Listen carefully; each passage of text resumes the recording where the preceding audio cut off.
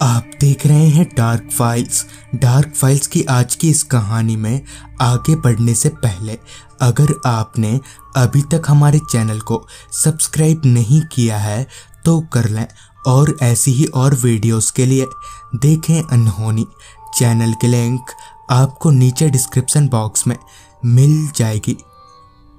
दर दर भटकने के बाद आखिरकार मुझे आसाम के सिटी हॉस्पिटल में वार्ड बॉय का काम मिल ही गया, मगर उसमें भी एक ये मसला था कि मेरी नाइट शिफ्ट लगी थी और इससे पहले मैंने कभी भी नाइट शिफ्ट में कोई काम नहीं किया था, तो ऐसे में मेरे लिए थोड़ी दिक्कतें पेश आनी तो लाजमी ही थी।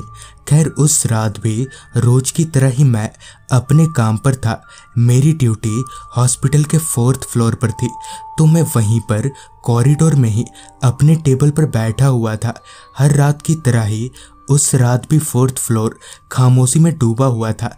जब से मैंने ये ड्यूटी ज्वाइन किया है तब से मैंने कभी भी 4th फ्लोर पर चहलकदमी नहीं देखी है। खैर मैं अपने टेबल पर बैठा रहा। अभी मैं अपने टेबल पर बैठकर फ़ोन पर टाइम पास कर ही रहा था कि तभी एक आवाज़ से मेरे कान एकदम से खड़े हो गए। उस आवाज़ को ध्यान से सुनने पर पता चला कि वो किसी व्हील चेयर की आवाज़ है। इस फ्लोर पर किसी व्हील चेयर की आवाज़ आना काफ़ी हैरत वाली बात थी, क्योंकि ये पेशेंट वार्ड नहीं था। लिहाजन मैं अपने टेबल पर से उठा और उस आवाज़ का पीछा करने लगा। उस आवाज़ को और ध्यान से सुनने के लिए मैंने अपनी आंखें बंद कर लीं और धीरे धीरे उस आवाज़ की तरफ आगे बढ़ने लगा। तभी एक जगह पर जाकर मेरे पैर ठहर गए, क्योंकि वो व्हीलचेयर की आवाज़ यहाँ काफ़ी तेज हो गई थी। फिर जब मैंने अपनी आंखें खोली तो सामने का नज़ारा किसी को भी हैरानी में डालने के लिए काफ़ी था। असल में वो जगह मेरी ही टेबल थी जहाँ मैं हमेशा बैठा रहता था, मगर ना तो वहाँ पर कोई व्हील चेयर नज़र आ रही थी और ना ही कोई आदमी। इसी बीच वो आवाज़ सुनाई पड़नी बंद हो गई।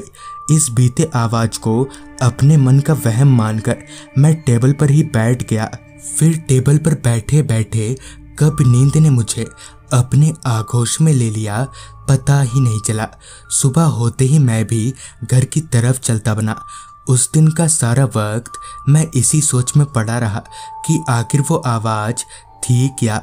उसी रात करीब 9:30 बजे तक मैं हॉस्पिटल जाने के लिए घर से निकल पड़ा। रास्ते पर चलते हुए अभी भी मेरे दिमाग में कल रात वाली बात ही चल रही थी। खैर मैं हॉस्पिटल पहुंचा और सीधे 4th फ्लोर पर जाकर अपनी चेयर पर बैठ गया।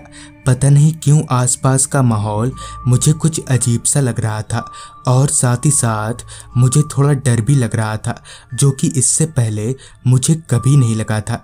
खैर मैं शांति से अपने टेबल पर बैठा रहा। बैठे बैठे अब मेरी पलकें भारी होने लगी थीं।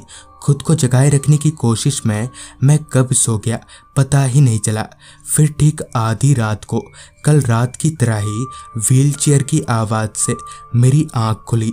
उस आवाज़ को दोबारा सुनकर अब मैं कहीं ना कहीं घबराने लगा था। तभी अचानक ही उस फ्लोर की सारी लाइटें एकाएक ब्लिंक करने लगी। अचानक से सारी लाइटों का एक साथ में टिमटिमाना मुझे कुछ हजम नहीं हुआ। मीटर बॉक्स की तरफ जाने के लिए मैं जैसे ही टेबल पर से उठा कि मेरी नज़र कॉरिडोर के आखिर से मेरी तरफ आ रहे एक व्हील चेयर पर गई, जिसमें कोई बच्चा बैठा हुआ था और एक लड़का उस व्हील चेयर को ढकेलते हुए मेरी तरफ आ रहा था।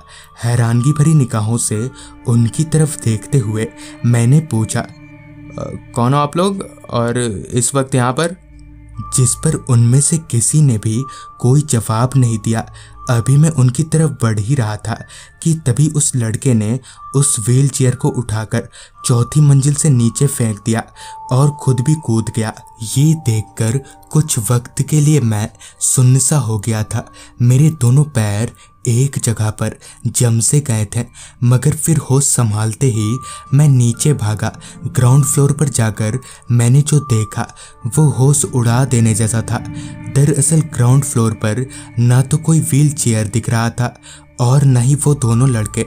डर के मारे मेरे हाथ पैर लगातार कांपे जा रहे थे। तभी मैंने हॉस्पिटल के बाकी स्टाफ से इस बारे में बातचीत की। तब जाकर उन्होंने बताया कि आज से कुछ साल भर पहले एक लड़का अपने छोटे भाई का ऑपरेशन करवाने के लिए इस हॉस्पिटल में आया था, मगर गंभीर बीमारी होने की वजह से उसका छोटा भाई बच नहीं सका और उसके मरने के गम में उसके बड़े भाई ने भी इसी हॉस्पिटल के चौथी मंजिल से कूदकर अपनी जान दे दी। तब से उन दोनों की आत्माएं 4th फ्लोर पर भटकती हैं। तो दोस्तों, ये थी आज की कहानी। अगर आपके पास भी ऐसी कोई कहानियां हैं तो हमारे साथ ज़रूर शेयर करें। तो मैं आर्यन जल्द ही मिलूँगा आपसे ऐसी ही एक कहानी के साथ।